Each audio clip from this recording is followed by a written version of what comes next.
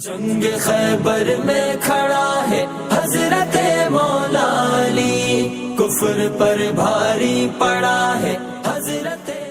حضور کے داماد حضرت علی رضی اللہ عنہ، حضور کے چچا زاد بھائی حضرت علی رضی اللہ تعالیٰ عنہ، جنت کے خواتین کی سردار کے شوہر حضرت علی رضی اللہ تعالیٰ عنہ، جنت کے نوجوانوں کے سرداروں کے باپ حضرت علی رضی اللہ تعالیٰ عنہ، باب خیبر کو فتح کرنے والے حضرت علی رضی اللہ تعالیٰ عنہ، خلفائے راشدین میں چوتھا نمبر خلیفہ حضرت علی رضی اللہ تعالیٰ عنہ، اور کس قدر جلیل القدر صحابہ میں سے تھے، خلافت راشدہ میں سے ہے۔ اتنی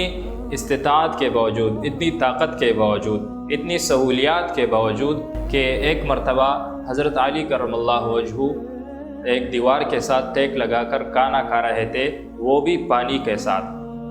حضرت پانی کے ساتھ کھانا کھا رہے تھے، اور حضرت علی رضی اللہ عنہ کے سامنے ایک لنگر خانہ تھا۔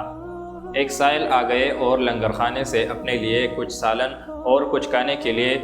طلب کیا۔ لنگر خانے والوں نے ان کو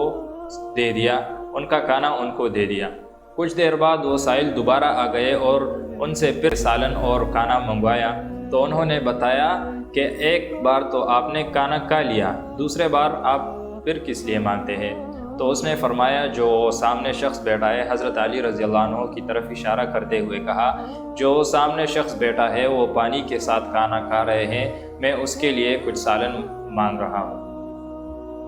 انہوں نے بتایا کہ یہ جو صاحب بیٹھے ہیں سامنے، یہ لنگر خانہ تو انہی کی ہے، یہ لنگر خانہ چلاتے ہیں۔ تو اتنی طاقت اور اتنی پاور کے باوجود بھی انہوں نے اتنی سمپل زندگی گزاری کہ وہ